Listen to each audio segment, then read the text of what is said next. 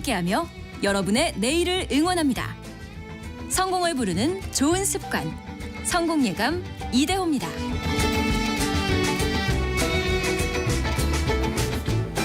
성공예감 이대호입니다. 2부가 시작됐습니다. 오늘은 6월 13일 목요일 오전 10시 5분 함께하고 계시고요. 경제상식 퀴즈 정답 쉬웠죠? 데이터 센터입니다. 데이터 센터. 요즘 거의 뉴스에서 빠지질 않고요. 또 주식시장에서도 데이터 센터 관련주들이 엄청나게 올랐습니다. 대표적으로 미국에선 엔비디아가 그 대장주이고 오늘도 하이닉스 주식이 아까 한 4% 이상 또 급등을 하던데 하이닉스 주가가 20만 원 훌쩍 넘어선 것도 그 데이터 센터에 또 반도체가 많이 들어가면서 그런 것도 있었죠. 그리고 그 전력 수요도 많아지면서 송배전 기기라든지 심지어 이제 전선 만드는 회사 또 최근에 이제 구리 같은 원자재 가격도 또 많이 뛰었고요. 자, 데이터 센터 정답 맞춰주신 분들 많은데요. 8304님 데이터 센터 정답 맞추셨고 이 데이터 센터는 한국말로 뭐라고 표현하나요? 이거 뭐라고 바꿔야 됩니까? 정보를 저장하는 공간. 그럼 또 말이 길어지죠. 또 센터라는 표현은 또 거의 빼놓을 수가 없는 이거 단어가 돼버려서요. 3563님이 냉동 공조 분야 기술 영업을 하고 있는 김경진입니다. 이렇게 보내주셨는데요. 요즘 또 영업이 많이 어렵다고. 근데 요즘에 그 냉동 공조 분야가 또 뜨고 있는 이유가 열 관리가 중요하다 보니까 특히 이제 데이터 센터에서도 열 관리가 중요하다 보니까 그 관련된 기업들도 또 많이 주목을 받는 그런 일도 생겨나고 있습니다. 0979님은 IDC 센터입니다라고 정확하게 맞추셨네요. 인터넷 데이터 센터라고 해서 줄여서 IDC라고 부릅니다. 이제 데이터 센터라고도 우리가 흔히들 부르기도 하는데 정확히는 이제 IDC. 대단하십니다. 감사합니다. 저희가 경제상식 퀴즈 맞춰주신 분들한테는 저희가 선물도 계속해서 보내드리고 있는데 또 굵직한 선물이 가는 시간이 있죠. 150만 원 상당의 매트리스를 나중에 저희가 추첨을 하게 되는데 그거는 돈줄 상담소에다가 상담을 보내주신 분들 중에서 추첨을 해서 저희가 150만 원 상당의 매트리스도 보내드린다는 소식 한 번 더 강조를 해드리겠습니다. 우선은 증시 상황부터 한 번 더 중간 점검을 해보고 이야기 이어가 보겠습니다. 코스피가 오름폭을 더 확대하고 있네요. 1.65% 45포인트 올라서 2773까지 올라 있고요. 코스닥은 0.7% 오른 876, 877 오가고 있습니다. 원달러 환율은 1360원대로 내려왔습니다. 1367원 가리키고 있고요. 시가총액 상위 종목들 중에서는 삼성전자가 오름폭을 더 확대했네요. 2.5% 오른 78,400원까지 올랐고요. 하이닉스는 4% 오른 22만 3천원. 그리고 현대차도 2.6% 오른 27만 7천 원대까지 오르고 있습니다. 투자도 잘 돼야 될 텐데 여러분의 소비 습관 그리고 돈을 모으는 것도 중요하죠. 여러분의 고민을 함께 나눠보는 돈줄 상담소로 이어가 봅니다. 오늘도 김경필 머니 트레이너와 함께합니다. 안녕하세요. 네, 반갑습니다. 참고로 저희가 성공예감 이대호입니다. 인터넷 홈페이지에서 여러분의 사연을 접수하고 있는데요. 여러분의 재정 상황을 최대한 꼼꼼히 써주시는 분들이 더 유리해진다는 거 알려드리겠습니다. 참고로 오늘 들어온 사연은 거의 A4 용지로 한 3장 가까이 됩니다. 아주 훌륭하게 꼼꼼하게 적어주셨고요. 대략적인 사연을 좀 먼저 소개를 해드리면 아이 4명을 홀로 키우고 있는 1987년생 엄마입니다. 식당을 홀로 운영을 하면서 월 900에서 1000만 원 정도 수입을 냅니다. 아이 넷을 키우면서 일하고 살림하느라 지금까지 5천만 원 정도 모은 게 전부라고 하시고요. 가게를 확장할 수 있는 좋은 기회가 생겨서 또 고민이라고 이런 이야기를 전달해 주셨습니다. 혹시 이분의 사연 보면서 전반적으로 어떤 생각 드셨어요? 예. 요즘은 자녀를 4명 키우고 있다 이런 이야기를 들으면은 다른 경제적인 상황보다도 일단 애국자다 이런 생각이 드는 것 같아요. 지금 대단하신 것 같아요. 그리고 식당 운영하시면서 900에서 1000만 원 정도 수입이다. 이것도 참 대단하다라는 생각이 들고 어쨌든 근데 이제 이게 이런 정도의 수입이 나기 시작한 게 그렇게 오래된 것 같지는 않거든요. 그래서 이런 지금 정도의 상황을 좀 잘 유지해서 성장 발전시키면 좋겠다. 그리고 이제 최근에 경기가 어렵다 보니까 우리 자영업자분들이 굉장히 고민이 많지 않습니까? 네. 그래서 이 자영업자들의 좀 들쑥날쑥한 이런 어떤 현금 흐름이라든지 돈 관리 이런 것들이 또 상당히 고민 사연으로 많이 들어오는 것 같은데 이제 그런 내용들을 오늘 좀 이야기 나누면 좋을 것 같습니다. 하나하나 좀 풀어가 볼게요. 20대 초반에 결혼을 하셨다고요. 그리고 4자녀를 낳았고 이혼을 하셨는데 이혼하기 전까지 남편 월급 200만 원으로 먹고 사느라 저축을 하나도 못했다라는 이런 네. 사연이 있습니다. 우선은 외벌이인데 다자녀까지 키우면 이건 뭐 기본적으로 돈 모으기가 거의 불가능하지 그렇죠. 않겠습니까? 예. 마이너스가 날 수밖에 없는 구조. 뭐 사실 그 자녀를 또 4명 정도 이렇게 키우게 되면은 요즘 같은 경우는 이제 그 지자체에서 다자녀 관련해서 여러 가지 복지라든가 지원이라든가 이런 것들이 좀 많이 있거든요. 근데 그렇다고 하더라도 소득 자체가 이렇게 낮아버리면은 뭐 당연히 이제 돈을 모을 수가 없는데 제가 이제 내용을 좀 살펴보니까 최근에 이제 제대로 된 소득이 발생한 지가 그렇게 오래되진 않았다. 오히려 이혼하시고 나서 홀로 배달 전문 식당을 장사를 운영을 하면서 이제 더 소득이 나아지신 것 같아요. 그렇죠. 지금 보니까 매출이 900에서 1000이 아니고 매출은 뭐 한 3천만 원 가까이 되고 실제 소득이 그러니까 사업 소득이 900에서 1000만 원이다 이렇게 이제 네. 얘기를 하신 거 보니까 참 다행인 것 같아요. 처음에는 대단하십니다. 900에서 1000이라 그래서 이게 매출을 얘기하시는 건지 수입을 얘기하시는 순소득을 얘기하는 건지를 몰랐는데 이게 사실 그 특별히 어떤 제가 봤을 때는 새로운 투자보다는 현재의 폼을 좀 유지하는 데 좀 전력을 다하는 게 맞지 않겠느냐라는 생각이 들어요. 왜냐하면 지금 무리한 확장보다는 이제 최근에 이제 이 정도 소득이면 낮지는 않지 않습니까? 어쨌든 그렇죠. 이 소득을 굉장히 오랫동안 유지를 한 거라기보다는 이게 그렇게 오래된 건 아니라는 거예요. 지금 네. 가지고 계신 시드머니도 많지 않고 그러니까 일단은 급격한 어떤 사업의 형태의 변화보다는 요걸 조금 이렇게 좀 탄탄하게 다지는 쪽으로 가시는 게 어떨까. 그리고 이제 많은 우리 중소기업 말고 법인이 아닌 중소상인분들이 쉽게 범하는 실수 중에 하나가 네. 내 돈하고 사업체 돈하고 구분을 잘 못합니다. 예, 자영업이니까. 자영업이니까. 그러니까 뭐 우리가 뭐 주식회사처럼 회계 처리를 해야 되는 것도 아니고 그러다 보니까 공금하고 개인 돈의 구분 없이 사실은 생각을 해요. 그러니까 네. 이러다 보면은 이제 어떻게 보면은 엄연히 공금과 그리고 또 개인 돈을 좀 분리해야 될 필요가 있는데 이걸 안 하다 보면 어느 순간 이게 진짜 내 돈인지 아니면 가게의 운영 자금이라든지 투자 자금으로 들어가야 되는 건지를 좀 헷갈려 하실 수가 있다. 특히 이제 요식업 같은 경우는 이제 사업 초기에 비용을 제외하고 1000만 원이 남았다. 자, 그럼 이거 누구 돈일까? 이제 우리 지금 사연자님도 900에서 1000만 원이 이제 순소득이라고 얘기했는데 물론 여기에는 임대료나 인건비나 재료비나 이런 것들은 다 빼고 생각을 하신 거겠지만 네. 사실은 투자금 회수가 돼야 됩니다. 이게 분명히 이 사업을 하시면서 지금 5천만 원 정도 여유 자금을 모으셨다고는 했는데 분명히 여기에 뭐 예를 들면 임대 보증금이라든지 뭔가 사업 초기에 들어간 투자금이 있을 거예요. 네.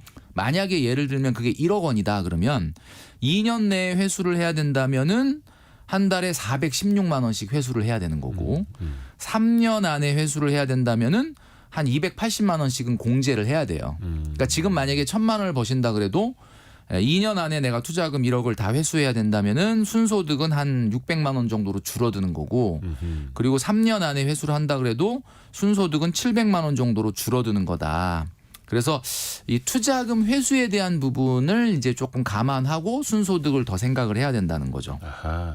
그래서 미리미리 그 중간에서 좀 뭔가 좀 갈라놔야겠네요, 돈을. 맞아요. 나중에 필요한 돈까지. 그렇죠. 그러니까 뭐 법인처럼 회계 처리를 장부상에 이렇게 할 필요까지는 없겠지만 분명히 내 돈과 사업체의 돈을 좀 구분하는 능력이 좀 필요하지 않겠느냐라는 생각이 들고 투자금을 회수하고 나면 많은 분들이 이제 이제 2년 3년 우리가 장사를 시작하고 나서 투자금이 어느 정도 다 회수가 됐다. 그러면 이제 그때도 900만 원, 1000만 원이 소득이 생긴다. 그럼 이거 진짜 다 내 거 아니냐? 그렇죠. 이렇게 생각하실 수가 있는데 네네.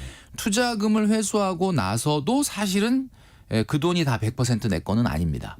왜냐하면 사업이라는 게 우리가 이제 자영업 하시는 분들 같은 경우는 얼마 벌어 이렇게 얘기하면 대체적으로 한 1,000만 원 정도 번다 이렇게 하면 직장인들 입장에서는 야 부럽다. 1,000만 원을 계속 월급처럼 타는 거라고 생각하는데 네네네. 대체적으로 우리 자영업자분들은 1,000만 원을 벌어 그러면 1,000만 원을 번 적이 있다라는 이야기지 1,000만 원이 계속 월급으로 나온다 이런 이야기는 아니거든요. 그게 그러니까 업황에 따라서 또 그렇죠. 시장 상황에 따라서 보장을 못 하죠. 맞아요. 네. 근데 요식업은 다행히도 사실 막 소득이 다른 거에 비해서 엄청나게 생산성이 높진 않은데 그래도 일단은 그 우리가 소득의 변동성은 좀 적은 편이긴 합니다만 투자금을 회수를 하고 나서도 생각하셔야 되는 게 하나 있는 게 투자금 회수할 때쯤 되잖아요. 그러면 장사가 안 되기 시작을 해요. 그러니까 어떤 사업이든 처음에 컨벤션 효과라는 게 있지 않습니까? 처음에 이제 개업 효과. 개업 효과. 우리가 흔히 이제 오픈빨이다 뭐 이런 이야기를 많이 하는데 네. 처음에는 뭐 투자도 초신자의 뭐 행운이 있는 예. 것처럼 사업 초기에는 조금 장사가 된단 말이에요. 그러니까 이제 내가 예를 들어서 내가 벌어들이는 소득에 너무 고무돼 가지고 야 이거 장사가 괜찮네 이렇게 생각하고 투자금 회수를 미룬다든지 아니면 투자금 회수를 하고 나서 방심하시는 우리 사업주분들이 많은데 투자금이 다 회수될 때 정도가 되면은 이제 슬슬 장사가 안 되기 시작한다. 이러면은 이때 인테리어도 좀 바꿔주고 메뉴도 좀 개발을 하고 새로운 경영 방식을 좀 도입하는 것 같은 꾸준한 재투자가 이루어져야 됩니다. 그러니까 이 사연자님이 꼭 그렇다는 얘기는 아닌데 우리 네. 들으시는 많은 청취자 우리 자영업자분들 중에서도 2, 3년 지나고 나면 그때 발생하는 매출에서의 이익이 다 내 거라고 생각하지 마시고 네. 최소한 20, 30%는 이 사업체에 재투자를 하겠다라는 마인드가 있어야 돼요. 그래야 그 매출과 이익을 유지할 수 있다라는 거죠. 한 번씩의 이제 성장을 위해서. 근데 맞습니다. 일단 오늘 사연을 보내주신 분은 아이 넷을 키우고 있는 싱글맘인데 배달 전문 식당을 하면서 네. 순이익으로 한 달에 900에서 1,000만 원을 벌고 계시고 참고로 집과 가게가 같이 붙어 있는 네. 경우라고 해요. 그래서 나가는 돈이 한 달에 월세가 70만 원 정도. 좀 굉장히 효율적으로. 이 정도 괜찮은 겁니까? 뭐 사실 이게 지금 사업 초기이기 때문에 당연히 비용을 고정비를 좀 줄일 수 있는 방법으로는 굉장히 좋은 것 같은데 네. 다만 이제 시간이 지나면서 좀 경쟁자도 등장을 할 수 있고 우리가 이제 보통 컨벤션 효과라는 게 오픈하고 나서 굉장히 장사가 잘 되는 이유가 네. 그런 컨셉의 다른 사업체들의 경쟁자들이 좀 적을 가능성이 있기 때문에 그런데 이게 장사가 잘 된다라는 소문이 나면 네.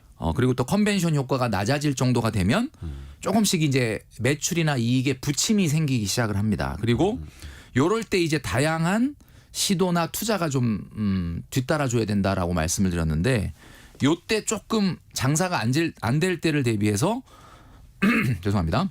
네. 자본 축적도 좀 돼야 되거든요. 그래서 지금 같이 이렇게 고정비를 절약할 수 있는 구조는 굉장히 괜찮다라는 생각이 듭니다. 아하.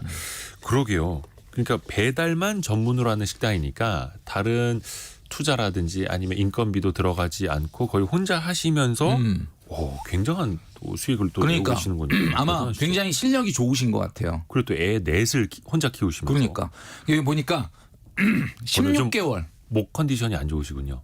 그런 것 같습니다. 예. 16개월 정도 되는 아이를 데리고 가게에서 장사를 하신다. 그러니까 막내가 16개월이에요. 첫째가 중학교 1학년, 초등학교 5학년, 초등학교 3학년생 그리고 막내 16개월 된 아기까지. 맞아요. 그러니까 어떻게 보면은 정말 이분은 정말 대단하시다라는 생각이 듭니다. 강한 엄마, 강한 어머니.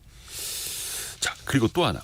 자영업 하시는 분들이 좀 이제 어쩔 수 없는 일이기도 한데 그때 매월 더 많이 벌면 그때는 조금 더 저축을 해놓고 그렇죠. 평균보다 좀 덜 벌게 되면은 기존에 통장에 넣어놨던 돈을 빼서 좀 쓰게 되고 맞아요. 이런 것들이 사실 월별로 계절별로 반복이 좀 되잖아요. 제가 좀 전에 얘기했던 것처럼 개인 돈과 사업체의 돈이 분간이 안 간다라고 하는 게 이제 여기서부터 시작이 되는 거거든요.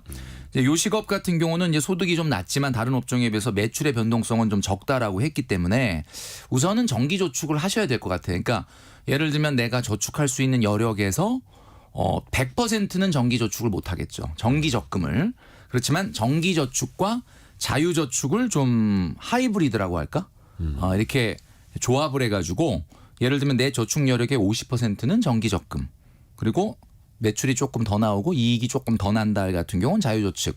만약에 매출이 조금 적고 이익이 좀 안 났다 하는 달은 좀 자유저축을 좀 줄이되 어쨌든 정기적금으로 나가는 거는 계속 있어야 된다라는 거죠. 정기적으로 쌓아 나가고 더 벌 땐 추가로 모을 수 있는 다른 예금도 그렇죠. 또 있어야 되고. 그러니까 내가 원래 저축하는 것 자체를 내가 다 자유저축으로 하게 되면은 직장인들도 마찬가지지만 사실 잘 안 되거든요. 그러니까 직장인들이나 자영업자나 사실 최근에는 직장인들도 소득이 정확하게 본인이 얼마인지를 모르는 분들이 많아요. 그러니까 왜냐하면 뭐 인센티브나 성과급 같은 게 굉장히 이렇게 변동성이 있는 직장 같은 경우는 또 가끔 어떨 때 보면 이제 건강보험료가 이제 추가로 떼나가는 날도 있고 그렇죠. 뭐좀 다릅니다. 보너스 월별로. 들어오는 달 또 그냥 예. 정기소득만 들어오는 달 그러다 보니까 제가 말씀드렸던 것처럼 내가 자영업자 같은 경우는 이익이 많이 남는 달 또는 직장인 같은 경우는 월급이 많이 들어오는 날 저축 많이 해야지라고 마음 먹더라도 우리가 조금 전에 그 행동경제학 교수님의 얘기를 들었지 않습니까? 네네네. 그러니까 사람이라는 거는 생각은 굉장히 합리적으로 하지만 행동이라는 것도 합리적으로 하진 않거든요. 그렇기 때문에 제가 늘 말씀드리는 선저축, 정기저축, 강제저축으로 정기적금을 한 50%는 하고 그다음에 나머지 자유저축을 본인의 의지에 맡기는 게 맞을 거다. 자영업자는 더 특히 그렇다는 거죠. 그리고 이분이 사업자 대출이 조금 있는데 현재 한 3천만 원 정도 금리 5%대의 사업자 대출이 있다고 하셨어요. 그리고 네. 모아놓은 돈은 5천만 원 있다라고 하셨는데 글쎄 이거부터 갚아야 되나? 이 빚을 어떻게 관리하면 좋을까요? 근데 이제 지금 현재는 소득 자체가 아주 뭐 이자를 못 낼 정도로 낮은 상황도 아니고 네, 일단 수입은 괜찮으시니까. 그렇죠. 수입은 괜찮으신 거고요.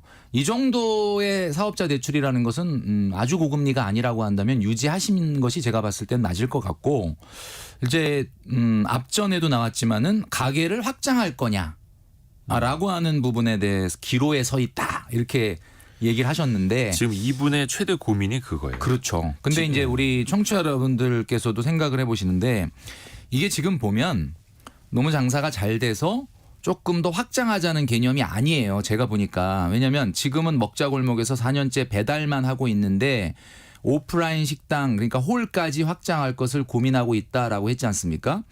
배달 전문 식당으로 굉장히 장사가 잘 되는데 오프라인을 확장한다는 거는 이거는 같은 업종이 아닙니다. 그러니까 이거는 제가 봤을 때는 배달 전문으로 해서 오프라인은 없는 상태인데 장사가 잘 되니까 오프라인도 해볼까? 이거는 직장인으로 말하면 전직이에요. 확장이 아니라 이건 전직의 확장이 개념이요? 아니라 다른 업종이에요. 그러니까 제가 봤을 때는 이분 같은 경우가 이걸 조금 조심해야 되는 이유가 사업 초기라는 점이고 첫 번째 사업이 초기라는 점 네. 그다음에 두 번째는 이렇게 리스크 그러니까 완전히 다른 업종으로 넘어갈 정도로 리스크를 부담하기에는 아직 가지고 있는 시드가 너무 적다는 점 그다음에 현재 상황도 그렇게 나쁘지 않거든요. 현재 그리고 네 번째는 확장이 아니라 수익 형태를 이렇게 바꾸게 됐을 때 상당히 많은 부담이 생길 가능성이 있습니다. 그래서 제가 봤을 때는 지금의 수익 형태로 900에서 1000 정도의 소득이 올린이 나온다면 요 폼으로 조금 더 유지하면서 자본을 쌓아라 라고 말씀드리고 싶은 거예요. 그리고 나중에 충분히 어느 정도 자본이 쌓였을 때 이제 우리 사연자님이 생각하는 다른 쪽의 시도를 해도 늦지 않지 않을까라는 생각이 드는 거죠. 근데 이게 항상 고민이 드는 거는 내가 눈에 띄는 자리가 눈에 들어왔기 때문이에요. 이분 사연을 보니까 마침 옆에 있는 가게가 나가기로 하면서 뭔가 집기나 그대로 쓸 수 있는 상황이 된 것 같아요. 그러니까 적은 돈으로 확장을 할 수 있는 그리고 홀까지 운영을 할 수 있는 그러다 보니까 좋은 기회가 찾아왔나 또 고민이 되는 거죠. 그렇죠. 그러니까 이제 제가 좀 전에 말씀드렸던 내용 물론 우리가 아주 뭐 정말 디테일하게 뭐 그 가게를 가보거나 그 어떤 사업성을 분석을 하거나 상권을 분석을 한 건 아니지만 네. 우리가 보여지는 어떻게 보면은 표면적인 내용으로 봤을 때는 네네. 이 옆에 이제 지금 내가 장사가 잘 돼. 그러니까 굉장히 어떻게 보면 요즘 최근에 수익도 좀 좋은 편이다라고 하는데 거기서 약간 어떻게 보면은 잘못 판단할 수가 있는 게 오프라인에서 가게를 한다는 거와 배달 전문이라는 건 제가 조금 전에도 말씀드렸지만 완전히 다른 이야기일 수 있는 거거든요. 그래서 그런 것들을 좀 살펴볼 필요가 있지 않을까라는 생각을 하는 근데 거죠. 지금 저희 청취자분들도 비슷한 사연 많이 올려주고 계세요. 박정호님 제발 그 자리에서 그냥 하세요. 확장 전직하면 망해요라고. 그리고 이정옥님도 지금껏 해오던 대로 하시는 게 나을 듯합니다. 맞습니다. 보내주셨고 정철미님은 무리한 대출은 하이리스크입니다 이렇게 보내주셨고 그리고 아까 1918님이 현재 외식업 컨설턴트로 회사를 운영하고 오. 있습니다라고 하면서 이제 야, 전문적인 전문가시네요. 조언을 주셨는데 가게가 커진다고 매출이 늘어나는 게 절대 아닙니다. 정말 절대적인 수치가 고정적으로 몇 년을 유지해야 그 다음 스텝으로 가는 거지 조금 늘었다고 바로 확장을 하면 고정 비용만 배수로 늘어납니다. 이렇게 그렇죠. 조언해 전문가님의 말씀이니까 더 마음에 와닿는데 우리 이 사연자님이 네네. 최근에 소득이 높아지고 했는데 마음이 조금 급하신 것 같아요. 왜냐하면 이제 결혼 초기에 아이를 낳고 돈을 많이 모으지 못했다. 자본이 적고. 그런데 이제 아이들이 지금 4명 아닙니까? 네네. 그럼 뭐 이제 중학생서부터 초등학생 그다음에 16개월 막내까지 예. 마음이 급할 수밖에 없어요. 그런데 이제 이런 마음이 급한 상황에서 최근에 너무나도 다행히 조금 소득이 나쁘지 않게 괜찮아요. 나오고 있고 옆에 이제 그런 자리가 났으니까 야 저렇게 확장해서 내가 지금 900만 원에서 1000만 원 소득보다 훨씬 더 높은 소득으로 빨리 좀 가야 되겠다라는 마음이 있으실 수밖에 없다는 거죠. 근데 이제 이렇게 되면은 추가적인 어떻게 보면 대출이 좀 필요할 수도 있지 않습니까? 네네네. 우리가 보통 사업하시는 분이든 직장인이든 이런 걸 구분할 수 있어야 되는데 좋은 부채가 있고 나쁜 부채가 있거든요.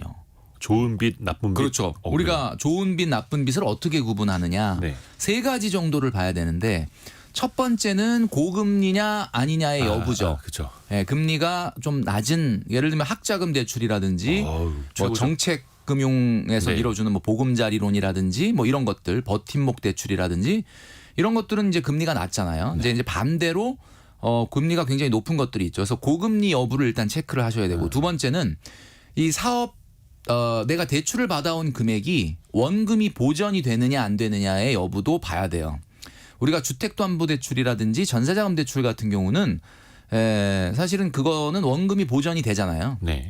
뭐 집을 내가 팔거나 전세를 이동을 하게 되면은 원금이 다시 나오게 되는 돈이죠. 근데 이제 그렇지 않은 경우에 대부분의 뭐 소비성 지출로 흘러나간다든지 뭐 사업자금도 마찬가지겠지만 이렇게 원금이 보전이 안 되는 부분.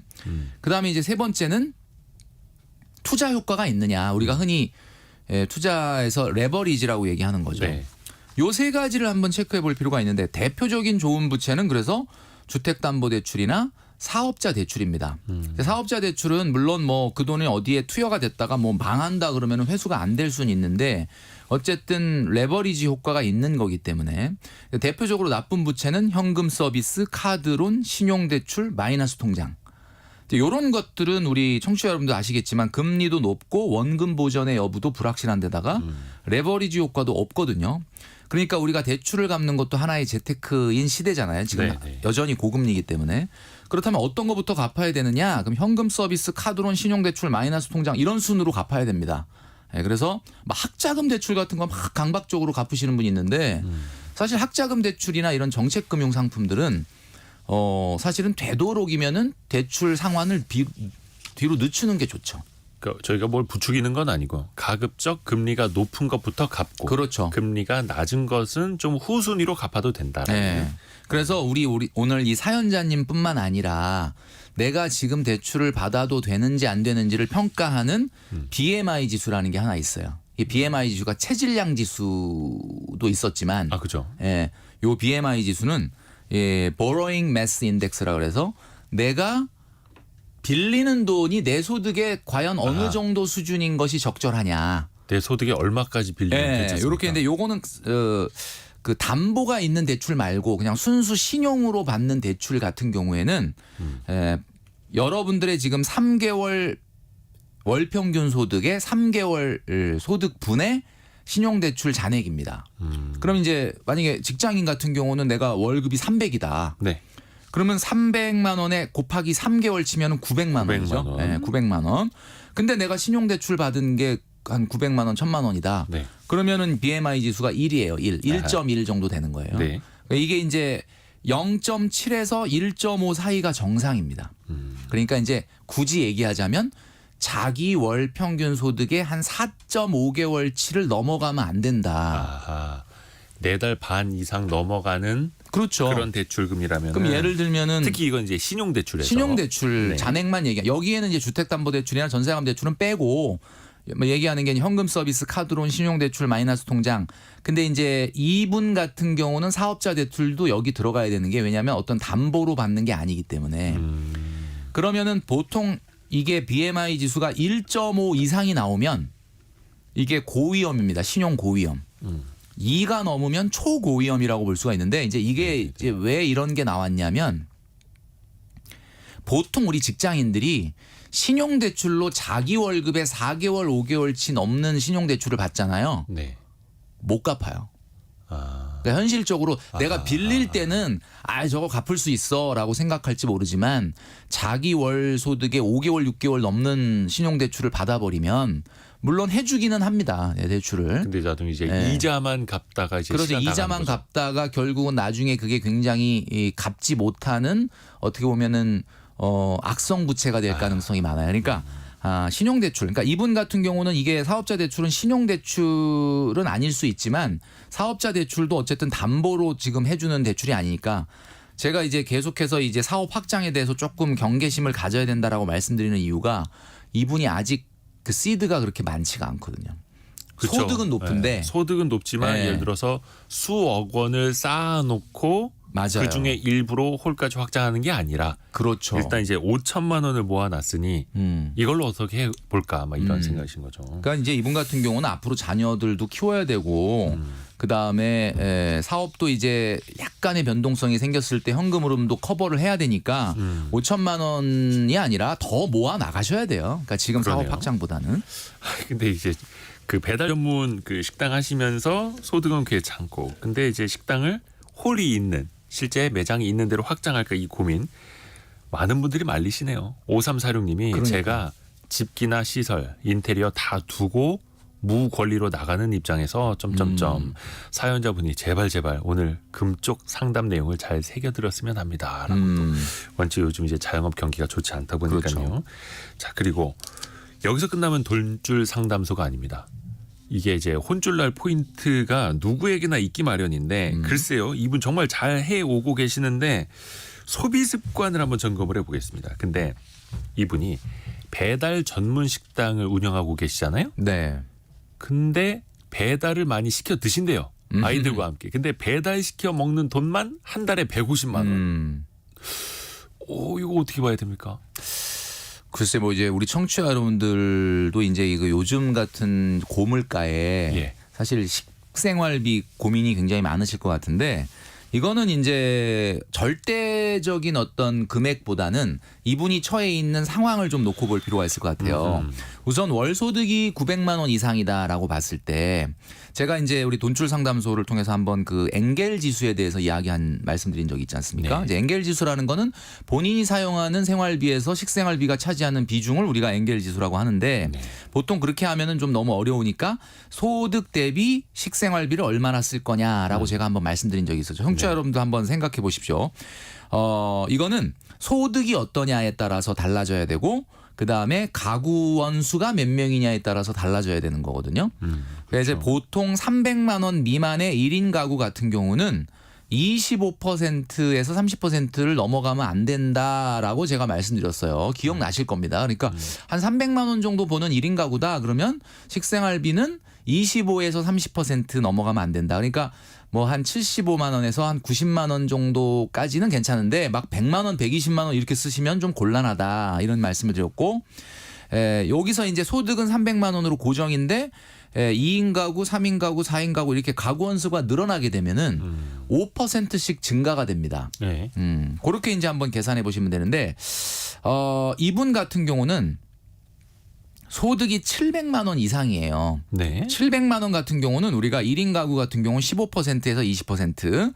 거기서 이제 2인 가구냐 3인 가구냐 4인 가구냐에 따라서 대략 한 5%씩 돈이 늘어나야 되거든요. 네. 그러면 이제 이분 같은 경우는 700만 원 이상이니까 1000만 원이라고 한번 가정을 해보면 25에서 30%가 식생활비로 식비. 쓸 수 있는 가용 어떻게 보면 예산이다라고 볼 수가 있는 거예요. 그러니까 한 달에 한 300까지. 300만 원 정도. 식구도 사실은 많으니까. 식구가 5명이에요. 네네네. 그리고 지금 여러분도 아시겠지만 중학교 1학년, 초등학생 2명이고 이제 뭐 아들이라고 하셨던 것 같은데. 네. 예, 그리고 16개월 아이 빼놓고는 다들 지금 한창 먹을 때 아닙니까? 네네네.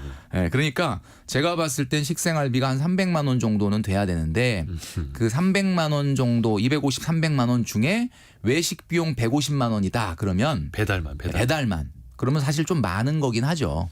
그런데 제가 이제 조금 이분의 원체 편을 혼자 바쁘시니까. 네, 편을 좀 들어드리자면 원래로 말하면은 그냥 가정주부로 지금 아이들만 돌보고 계신다. 그러면 300만 원 식생활비 중에 절반 정도 외식이나 배달시킨다 그러면은 이건 조금 너무 과다 많다 이렇게 말씀드리고 싶은데 이분이 지금 보시는 것처럼 배달 전문 식당을 한다는 거는 이게 정말 쉴 틈이 없는 상황이거든요. 그러네요. 그러니까 제가 봤을 때는 뭐 줄일 수 있다면 좀 좋긴 하겠는데 현실적으로 이 정도가 그렇게 막 엄청나게 혼나야 될 정도는 아니지 않겠느냐라는 생각이 드는 거죠. 그렇죠. 저도 처음에 이 사연을 보고 아니 배달 전문 식당을 하시는데 왜 배달을 시켜 드시지라고 네. 생각을 했는데 또 아이들이 또 원하는 메뉴가 또 다를 수도 있고. 그럼요. 언제 또 이제 엄마가 그렇게 요리 잘하는데 엄마가 좀 집에서 이렇게 다 애들 해주면 되는 거 아니냐 이렇게 생각할 수도 있지만 그게 또 다르죠. 다르죠. 예. 그러니까. 근데 또 다른 이제 소비 중에서 통신비가 이제 아이가 4명인데 16개월짜리가 뭐 핸드폰을 쓸 일은 없고 초등학생과 중학생이 있으니까. 근데 휴대전화 4대를 쓰고 총 20만 원이 나간다고 합니다. 요거는 어떨까요? 근데 아이들이 이제 뭐 초등학교 저학년도 있는데 뭐 굳이 이렇게 휴대폰을 다 사주느냐라고 생각할 수 있는데 이거는 아마 어쩔 수 없는 부분이 있다고 봐요. 왜냐하면 이제 아이를 또 이렇게 아이가 학교 갔다 오거나 또 뭐 학원 같은 거를 좀 다니는 것 같은데 그런 것들을 일일이 엄마가 다 봐주고 챙겨줄 수 없을 상황이니까 그쵸. 휴대폰 같은 것들이 또 있어야 연락도 되고 네. 그러니까 요즘 뭐 초등학교 저학년이라고 하더라도 다 휴대폰은 있는 게 아마 보통인 것 같거든요. 그러니까 이게 이 비용이 또 우리가 항상 돈줄 상담소에서 말씀드리는 거는 그 변동 지출도 조심해야 되지만 고정 지출을 조심해야 된다. 왜냐하면 고정 지출은 한 번 딱 금액이 정해지면은 어쩔 수 없이 계속 반복이 그렇죠, 되는 그렇죠. 거니까. 그렇지만 우리가 눈여겨 보고 좀 어떻게 보면 줄일 수 있는 부분이 없을까라고 보는 것도 중요하긴 한데 요 정도는 제가 봤을 때는 이렇게 과잉이라고 보기는 어려울 것 같아요. 근데 이제 1인당 평균 휴대전화 비용이 그럼 5만 원이라는 얘기인데 아이들은 조금 더 낮은 요금제로 그렇죠. 바꿀 낮은 수도 있을 요금제로 텐데. 바꾸고 이제 통화가 되고 데이터 뭐 무제한보다는 이걸 좀 제한을 두시는 통신 요금제로 바꾼다면은 조금 금액은 낮아질 수 있을 것 같고. 그러니까 사실 그렇지 않습니까? 우리가 뭔가를 아낀다라는 내용은 좀 전에 우리가 먹는 이야기 했잖아요. 네네네.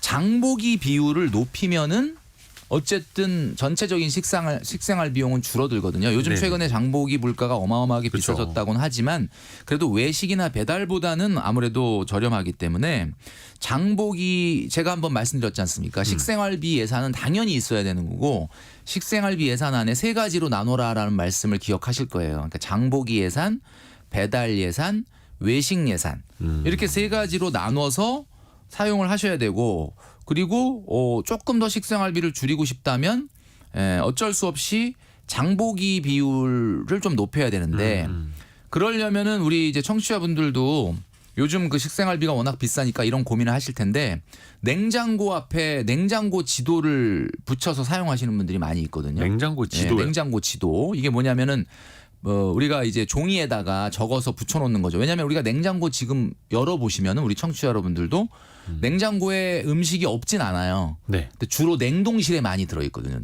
꽝꽝 얼려서 언제 넣어놨는지도 그러니까 모르는. 이게 그걸 네. 안 먹고 자꾸 뭘 사는 거야. 그러니까 그리고 새로 또 장을 보고 와서도 너무 이렇게 정리정돈을 할 시간이 없다 보니까 정리정돈이 안 되고 나면은 예. 뭐가 있는지를 모르고 또 사와요. 그렇죠. 예. 그래서 사온 것들을 앞에다가 이렇게 그 포스트 땡 있지 않습니까? 네네네. 그거 이렇게 해가지고 딱 붙여놓으시고 메모지로 노란색 종이로 붙여놔라. 해서 그래서 예를 들면은 뭐 음식 이름을 써놓고 꺼내서 사용할 때마다 그걸 이렇게 지우는 거죠. 볼펜으로. 그러면 이제 지금 현재 냉장고에 뭐가 남아 있고 뭐가 소진되어 있다라는 걸 아니까 장을 볼 때도 소진된 거 위주로 장을 보고 그리고 불필요한 것들은 안 사게 되는 효과도 발생할 수 있고 장보기도 좀 효율적으로 할 수 있다라는 이야기죠. 냉장고 앞에 그게 뭐가 들어있는지를 그렇죠. 적어놔라. 냉장고 지도. 나중에 인공지능 냉장고 나오면요. 그 그렇죠. 냉장고 안에 뭐 고기가 몇 그램 남아있고 뭐 우유가 얼마 남아있고 이것까지 알려준다고 하는데 맞아요. 그냥 내가 머릿속에 혹은 메모지로 정리하는 게 더 나을 수도 있겠고요. 그 공과금이 일단은 인터넷비 포함해서 거의 60만 원? 이렇게 나간다고 합니다.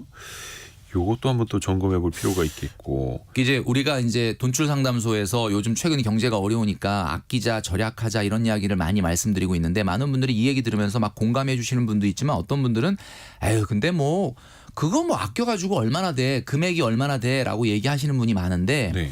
물론 절약과 절제를 통해서 우리가 아낄 수 있는 부분은 실제로 계산해 보면 그렇게 몇만 원, 몇십만 원 한 달 통틀어도 그렇게 뭐 아주 대세에 영향을 줄 정도로 큰 금액이 아닐 수 있다는 거는 맞아요. 근데 이제 왜 우리가 이런 상황에서 조금 더 절약과 절제의 마인드를 가져야 되냐면 사실은 그렇습니다.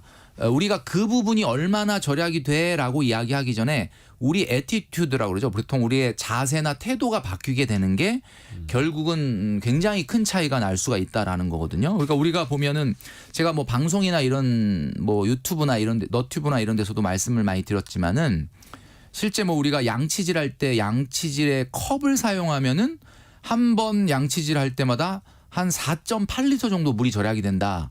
그런 통계가 있어요. 이게 환경부에서 발표한 건데 설거지통에다가 설거지를 담아놓고 애벌로 먼저 뭐 하고 나서 흐르는 물에 하는 게 아니라 나중에 흐르는 물에 하는 이런 방식 설거지통을 이용하면은 한 번 설거지할 때마다 74리터가 절약이 된다고 합니다. 한 번 설거지할 때? 네, 그러면 이게 얼마냐면은 2리터 그 페트병으로 1,100병 정도가 1년에 물이 한 달이면은 절약이 된다는 한 거. 달에. 그러니까 이게 뭐냐? 그러면 그거 뭐 사실 우리가 양치질로만 한 달에 한 사람당 152리터 페트병으로 150병 설거지 통에다가 먼저 받아서 흐르는 물에 처음부터 하는 게 아니라 한번 애벌로 이렇게 씻은 다음에 하면은 1,100병의 이상의 페트병 2리터로 그 기준으로 절약이 된다. 이게 사실은 그게 얼마나 돼라고 얘기할 수 있지만 생각보다 클 수가 있고 또 최근에는 환경 문제가 있지 않습니까? 환경 문제. 네.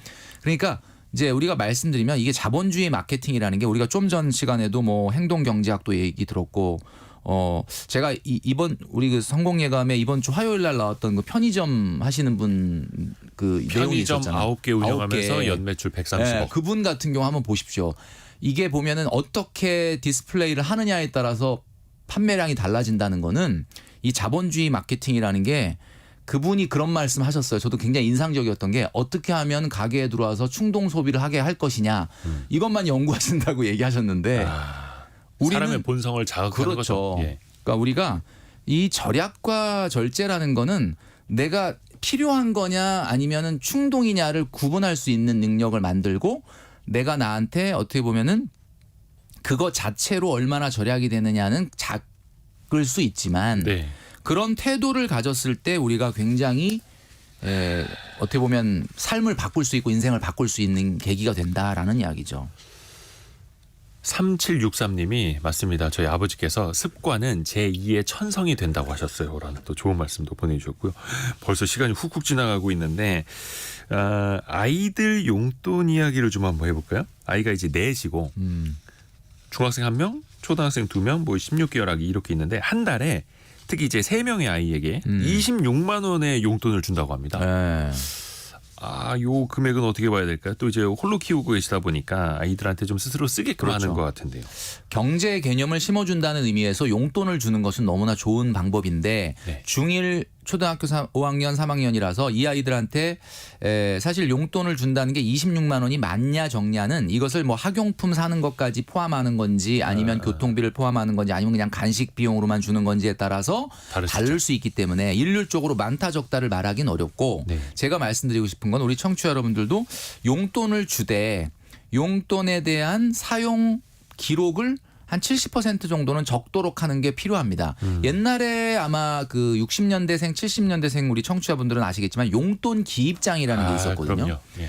이게 왜 60% 70%를 그러니까 100% 다적을 하는 건 아니에요. 네. 그러니까 아이한테 5만 원을 줬다. 그럼 너 이 5만 원을 한 3만 원 정도는 어디다 썼는지를 조금 기록해봐. 이렇게 하면은 아이가 기록을 하면서 내가 돈을 어디다 썼구나. 그리고 그거를 이제 스스로도 한번 이렇게 그 돌아볼 수도 있는 계기가 되는 거고. 근데 이제 100%더 다 적지 말라고 하는 거는 우리가 이제 뭐 100%다 적게 되면 아이도 약간 스트레스를 받을 수도 있는 거고.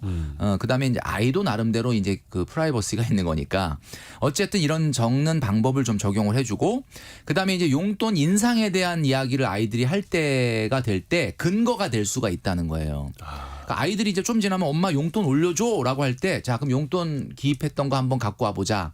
자 네가 이제 사용하는 그 기록들을 엄마가 보니까 어떻다 저렇다 이렇게 얘기를 하고 분석. 네, 분석을 하고 그러면 정말 충분히 올려줄 만한 이유가 있구나라고 할 때 올려주면은 아이도 수긍할 수가 있거든요. 네. 그리고 이제 아이한테 우리 집의 경제 상황을 아주 뭐 100%까지는 아니지만 대략적으로 알려줘서 이 돈이라는 것이 소중히 안 다루게 되면은 굉장히 어려움을 겪을 수 있다라고 하는 것을 본인이 용돈을 쓰면서 어려서부터 배우도록 해야 경제 개념이 생기는 거죠.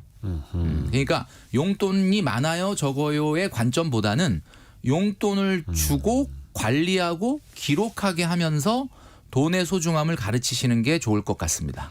많냐 적으냐 이거 분석보다는 실제 어떻게 쓰고 있느냐를 분석하는 게 훨씬 더 도움이 될 수 그리고 있는 거네요. 26만 원이 아이 3명의 용돈 이거 한 달 기준인데 네. 뭐 제가 봤을 때는 아이에게 뭐 학용품 같은 거나 준비물 같은 거를 또 따로 사주는 거냐 안 사주는 거냐에 따라 다를 수는 있는데 과히 많은 것 같진 않아요. 제가 봤을 때는. 오늘 상당히 좀 특수한 상황에 계시는 분의 사연이었는데요. 20대 초반에 결혼을 하셔서 아이 넷을 이제 이혼 후에 혼자 키우고 있는 87년생 엄마. 특히 저희 청취자분들이 응원하는 메시지가 많이 들어왔습니다. 정말 응원 드립니다. 정말. 또 사연을 꼼꼼하게 적어주셨는데 저희가 시간 관계상 다 이제 상담을 해드리지 못할 정도로 그래서 더욱 감사하기도 하고 또 죄송하기도 하고요. 김경필 머니 트레이너와 함께했습니다. 고맙습니다. 네, 감사합니다. 라디오 정보센터 다녀옵니다. 원산지 표기 위에 스티커를 붙이거나 소비자가 알아보기 어려운 곳에 표시하는 등 원산지 표시 규정을 위반한 물품들이 세관에 적발됐습니다. 관세청은 지난 4월부터 2달간 150억 원 규모의 위반 물품을 적발했다고 밝혔습니다. 가격은 그대로 두면서 용량을 줄이는 이른바 슈링크플레이션 제품이 33개 확인됐습니다. 한국소비자원 조사 결과에 따르면 이들 제품의 용량은 적게는 5.3%에서 최대 27.3%까지 감소한 것으로 나타났습니다. 보이스피싱과 사이버 사기로 피해자들로부터 95억 원을 편취하고 필로폰 등 마약까지 유통한 국내 범죄 조직이 검거됐습니다. 경찰은 사이버 금융범죄 조직원 등 226명을 검거하고 이 가운데 32명을 구속했다고 밝혔습니다. 내년도 최저임금 심의 법정 시한이 2주도 채 남지 않은 가운데 최저임금위원회는 오늘 오후 제4차 전원회의를 열고 내년도 최저임금 심의를 이어갑니다. 지금까지 라디오 정보센터 뉴스 정한나였습니다. 2256님이 본인의 소득과 소비 상황을 문자 메시지로 좀 보내주셨는데요. 조금 더 자세히 디테일하게 저희 홈페이지에 있는 성공예감 이대호입니다. 홈페이지에 있는 돈줄 상담소 게시판에 올려주시면 저희가 보고 또 채택을 또 할 수 있으니까요. 조금 더 꼼꼼하게 보내주시면 감사하겠습니다. 애프터 서비스 곽지연 리포터와 함께합니다. 안녕하세요. 네, 안녕하세요. 질문 들어보죠. 네, 3447번님, 액면 분할 주식 쪼개기를 왜 하는 걸까요? 엔비디아가 주식 분할 10분의 1로 한다라고 하면서 최근에 많이 화제가 됐는데요. 네. 일단 주식을 쪼개게 되면 예를 들어서 100만 원짜리가 한 주인데 그걸 10분의 1로 한 주에 10만 원으로 나누게 되면 소액 투자가 가능해지면서 많은 투자자들의 접근성이 좋아지죠. 네. 그리고 또 주식 거래도 활발해지면서 주식 유동성도 좋아질 수 있는 거고요. 네. 특히 이제 미국 같은 경우에 이번에 엔비디아 같은 경우에는 다우존스 30 지수에 편입이 되기 위한 것 아니냐라는 분석도 있어요. 왜냐하면 다우존스 지수는 다른 지수는 거의 시가총액 기준으로 하는데 다우 지수는 주가, 가격 기준으로 가중치를 두거든요. 네. 그러니까 1,000달러에서 뭐 10% 변하면 100달러가 변하니까 변동성이 커지는 거죠. 네. 지수의 영향력이 커지는 거죠. 근데 이거를 100달러로 줄여서 편입을 하게 되면은 10% 변했을 때 10달러만 변하게 되니까 오히려 더 안정적인 거죠. 그래서 주가의 절대적인 가격도 중시하는 다우지수에 편입되기 위한 것 아니냐 이런 분석들도 나오는 겁니다. 이건 이제 미국의 좀 특수성이고요. 네. 자, 이어서 청취자 박화수님은 액면 분할을 하면은 가격이 떨어지는 대신에 주식 수가 늘어나는 건가요? 네, 맞습니다. 정확하십니다. 10,000원짜리 한 장은 우리가 한 장밖에 없지만 네. 1,000원짜리 10장은 똑같이 10장이지만 10,000원. 근데 5,000원짜리 2장도 똑같이 10,000원. 그냥 액면가를 얼마로 표시한 걸로 바꾸느냐 딱 그 개념입니다. 그게 액면 분할, 주식 분할입니다. 네. 자, 이어서 9581번님은 가상화폐는 액면 분할 안 하나요? 일단 가상화폐, 가상자산 같은 경우에는 그 액면 분할을 할 수 있기도 하고 없기도 합니다. 이거는 애초에 그 코인 같은 걸 발행을 할 때 어떻게 약속을 했느냐, 백서에 따라서 혹은 기술적으로 달라질 수 있고요. 근데 네. 굳이 액면 분할할 필요도 없어요. 왜냐하면 비트코인 같은 거 지금 한 코인 한 개에 뭐 9천 몇백만 원 한다라고 하는데 네. 코인 하나씩 거래를 하는 게 아니라 소수점으로 거래가 가능합니다. 이미 소수점 거의 8자리까지도 가격이 표시가 되는 걸로 알고 있거든요. 네. 그래서 9천만 원이 아니라 몇만 원, 몇십만 원으로도 거래가 가능하기 때문에 굳이 네. 이런 코인 같은 경우에는 액면 분할을 할 필요도 없는 거죠. 알겠습니다. 자, 이어서 6393번님은 개인 통관 고유 부호 정지시켜 놓는 것 외에 도용을 막을 수 있는 방법이 있는지 궁금합니다 하셨는데요. 있습니다. 그리고 1년에 그 5번 정도 재발급이 가능해요. 네. 그러니까 주기적으로 재발급하시면 되고요. 그러니까 2-3달에 한 번씩은 재발급하시면 좋겠습니다. 왜냐하면 이거는 개인 통관 고유 부호는 우리 주민등록번호 대신하는 거잖아요. 그래서 이 개인정보이기 때문에 주의하셔야겠고요. 또 한 가지 방법은 내가 연락처가 바뀌었어요. 그러면은 바로바로 최시나 수정하셔야 됩니다. 그러니까 관세청은 해외 직구 이력이 있으면은 문자로 알려주고 있죠. 근데 연락처가 바뀌면은 통관 정보 메시지 당연히 뭐 받을 수가 없고요. 아하. 내가 사용하던 번호를 쓰는 사람이 메시지를 받게 됩니다. 그러면은 내가 주문하지도 않는 물건이 왜 왔지? 라고 오해해서 신고하겠죠. 그래서 내 물건도 받지 못하는 그런 경우가 있기 때문에 내가 연락처가 바뀌면요. 항상 관세청 홈페이지에서 수정하시기 바라고요. 이렇게 개인 통관 고유 부호 도용 신고는 관세청 홈페이지에 접수하시면은 담당자가 확인 후에 처리해 드립니다. 개인 통관 고유 부호, 네. 개인 통관 번호라고도 하는데 말씀하신 것처럼 진짜 주민번호를 대신하는 거니까 꼼꼼하게 관리를 해야겠고 유출이 되면 또 바로 신고하고 또 번호를 이제 재발급 받아야 되는 거고 관세청 홈페이지나 유니패스에서 네. 또 관리를 하시는 것도 꼼꼼하게 계속해 나가야겠네요. 네. 곽지현 리포터 함께했습니다. 고맙습니다. 고맙습니다. 성공예감 이대호입니다. 6월 13일 목요일 순서 모두 마치고요. 내일 아침 9시 5분에 또다시 뵙겠습니다. 성공예감은 오늘도 여러분을 응원합니다.